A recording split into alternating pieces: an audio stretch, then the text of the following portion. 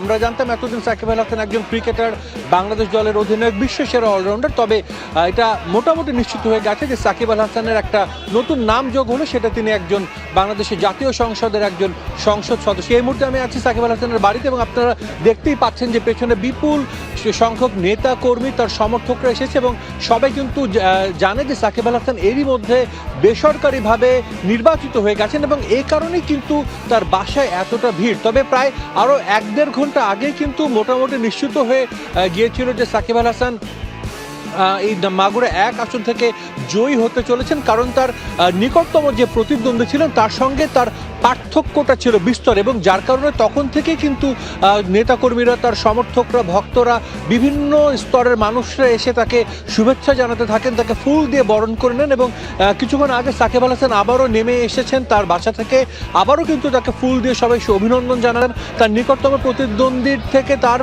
ভোটের ব্যবধান প্রায় 1,80,000 এবং এটা কিন্তু অনেকটা প্রত্যাশিতই ছিল, কারণ আমরা জানি সাকিব আল হাসান কী পরিমাণ আপনার বিখ্যাত এবং শুধু যে তার ক্রিকেটের জন্যই না, তিনি আমরা জানি যে রাজনীতিতে আসার পরও কিন্তু শুরু থেকে আমরা দেখেছি যে তাকে প্রধানমন্ত্রী তাকে নিয়ে ভালো কথা বলেছেন।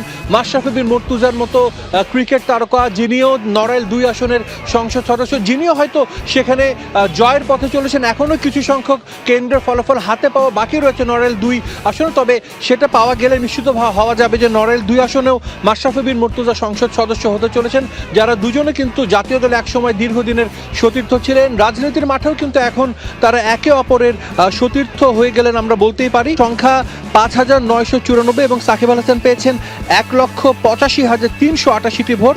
তাতে হয় যে সাকিব যেই কেন্দ্রে ভোট দিয়েছিলেন, দড়িমাগুড়া সরকারি প্রাথমিক বিদ্যালয় মাঠে যেখানে তিনি ভোট দিয়েছিলেন, সেখানে কিন্তু 1,444টা ভোট কাস্ট হয়েছে, তার মধ্যে 1,407টা ভোট কিন্তু পেয়েছিলেন সাকিব আল হাসান। আছে আমাদের কাছে যে 177টি কেন্দ্রের মধ্যে 9টি কেন্দ্রের মধ্যে নৌকা 1806 ভোট এবং ইগল 10,723 ভোট পেয়েছেন, নির্বাচনে দাঁড়িয়েছিলেন। সকাল থেকে আমরা দেখেছি এখানে বেশ নির্বিঘ্নভাবেই ভোট সম্পূর্ণ হয়েছে। এখানে যে 177টি কেন্দ্র ছিল সেই কেন্দ্রগুলোর মধ্যে বেশ কিছু কেন্দ্রে আমি নিজেও ঘুরেছি, দেখেছি কোনো বিশৃঙ্খলা ছিল না, শান্তিপূর্ণভাবে ভোটাররা এসেছেন। তো আসলে খুশি যে এরকম একজন হেভিওয়েট প্রার্থীর বিরুদ্ধে আমি এরকম প্রায় 1.5 লক্ষ ভোটের ব্যবধানে জিততে পারা, এটা একটা অসম্ভব রকমের, শুধু জিতা না, এটা একটা অসম্ভব রকমের সম্মান। এবং আমার কিন্তু ওই জায়গাগুলোতেই কাজ করতে হবে যে জায়গাগুলোতে উনি কাজ না করার কারণে আমি ভোটগুলো পাইছি, এবং একটা হিউজ রেসপন্সিবিলিটি। আমি বিশ্বাস করি যে every achievement comes with a responsibility. প্রতিটা অর্জনই কিছু না কিছু দায় নিয়ে আসে। আমার এই হিউজ অর্জন আমার অনেক বেশি দায়িত্ব বাড়াই দিছে। তো আমি যে স্বপ্ন সোনারঘাট মাধবপুরবাসীকে দেখাইছি, এই স্বপ্নর পথে আমাকে তো নিয়ে যেতে হবে, বাস্তবতার সাথে স্বপ্নের মিলন ঘটাইতে হবে। এবং আমি মনে করি অন্য যে কোনো এমপির চেয়ে আমাকে কষ্ট করতে হবে বেশি। আর আমি 5 ফুট 9 ইঞ্চি, অতটা অথর্বত না যে আমার একটা এলাকা বদলাইতে পারবো না। আমি চেষ্টা করব যে আমার নিজের এলাকাটা অন্তত এটা বঙ্গবন্ধু সোনার বাংলার যে মডেল, যেটা বারবার বলা হয়, এই মডেলটা আমি জননেত্রী শেখ হাসিনাকে উপহার দিতে চাই। দিনে রাতে পড়ে থাকতে হবে বলো না, আমার তো চিন্তা হচ্ছে বা রাতে ঘুম হবে না এখন যে 5,12,000 শুধু ভোটার, আর মানুষ আছে প্রায় 8 লক্ষ।